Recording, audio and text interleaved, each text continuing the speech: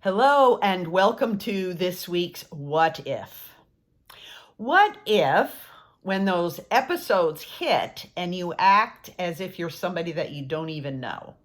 Well, what if when they hit, you're not too sensitive, you're not too weak, you're not stupid, and you're not unspiritual? What if there's a combination of biological factors, the way you're built, that keeps stealing the peace and the freedom that you seek in your life, that keeps hijacking your mind and your body and your spirit? Well, I'm here to tell you that's exactly what I've discovered, and so have my clients.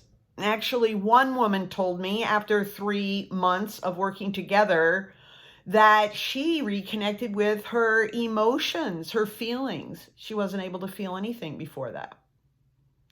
And another woman, she reclaimed her joy. That's her report. So let me share the heart of those transforming truths with you. And speaking of truth, my first confession is this is not my usual Thursday Facebook Live. Actually, I'm attending the 32nd annual Boston International Trauma Conference.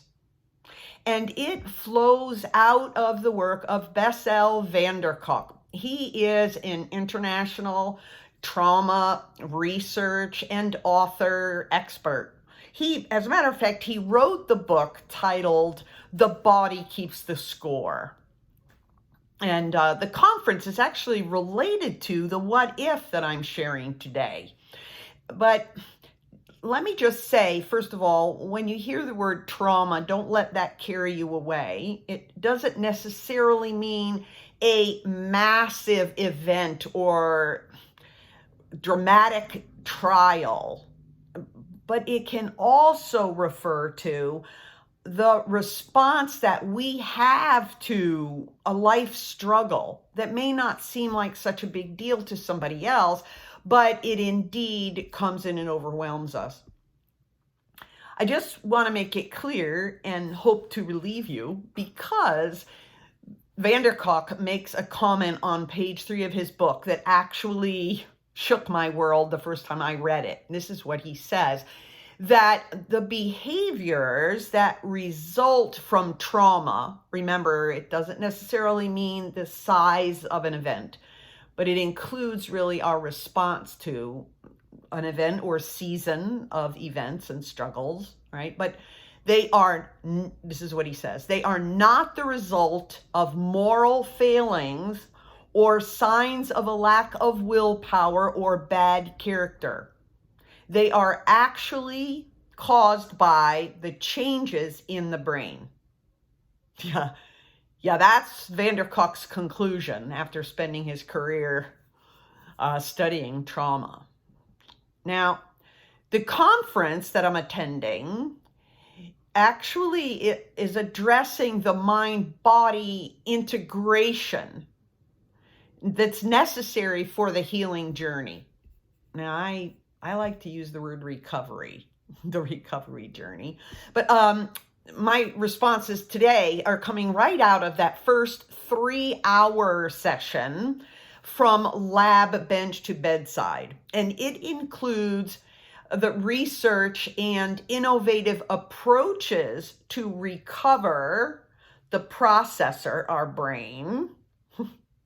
That's the mind-body connection. To recover that processor's connection with the body, which is where emotions reside and are stored. That balance between the mind and the body. And this first session was from the work of Ruth Lanius, who's a PhD. She's an internationally acclaimed neurobiology researcher. The brain, there's the brain piece. And Kathy Malchiodi, who is also a PhD, but she's recognized worldwide as a research and health psychologist specializing in the expressive arts. There's the body part of it, right? And the workshop really provided information on the cutting edge of brain research and the application of that with the body and the mind in order to step out of the trap of stress and overwhelm that the world contains, that we're surrounded by, in order to come out of that trap and to live in peace and freedom. So let me carry on of what I gained from that workshop yesterday. Oh, if you don't know me, I'm Sandra Allen Lovelace, and I coach women who are ready to be whole, secure, and free. And I use my transformation framework. It's a combination of experience and education and expertise that I've gained over more than 50 years. Now, I'm not going to go into, right up front, I'm not going to go into all of the biological details here, but I am going to point out a missing piece of the work of the workshop, this approach of the mind-body interconnection. It's great and it's real and it's true, and it's part of what has been affecting my own transformation as well as my clients. But while these leading researchers maintain the connection of the mind and the body, rightly so, they really fail to connect with the spiritual component per se. In other words, they do mention cultural contexts and social rituals and so on the fringes, but they really stop short of recognizing that we are mind, body, spirit beings.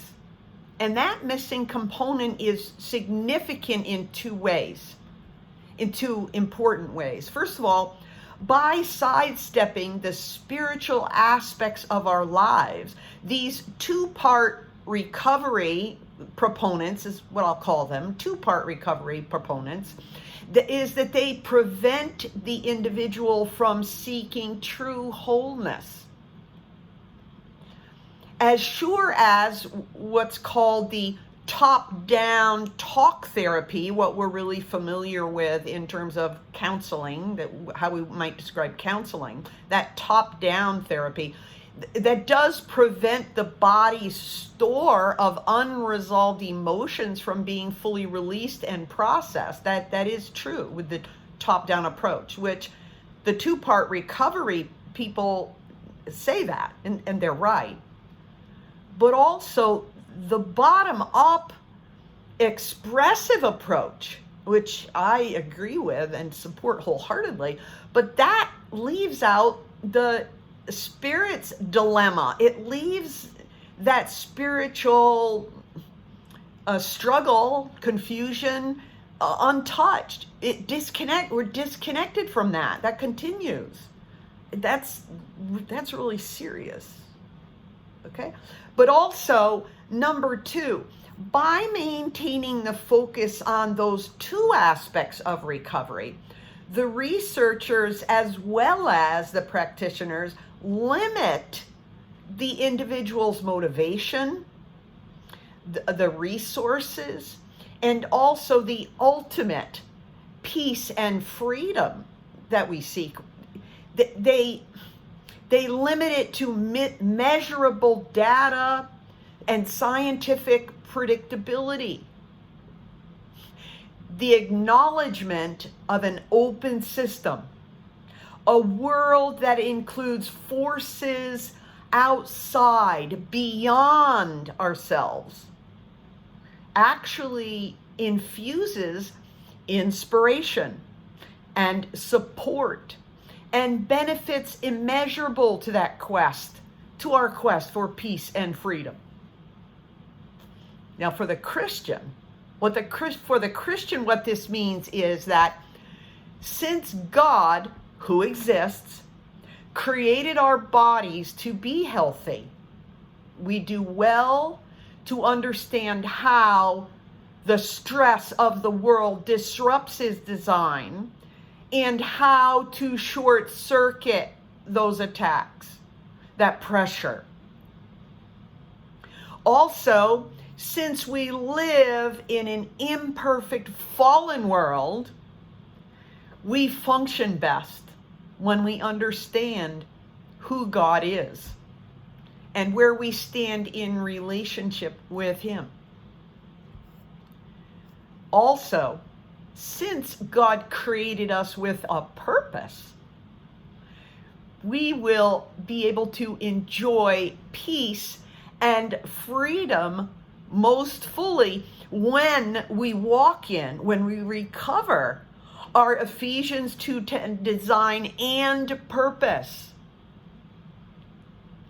Now look, if you can relate to, if you're encouraged by this information, let me please ask you to like this little video, to comment there, and to share this video with your like-minded friends, because this is an essential piece of what we all need as we go forward these days, right?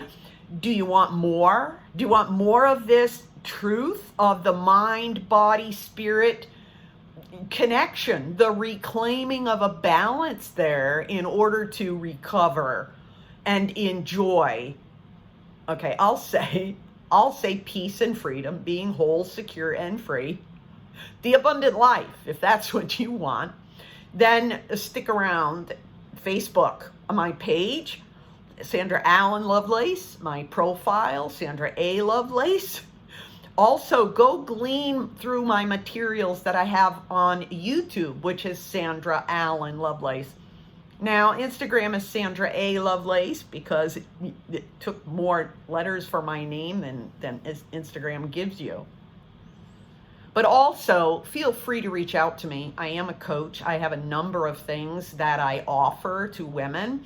You can find me at sandraallenlovelace.com. That's my website. I'm about to upgrade it, but you can find plenty of stuff there.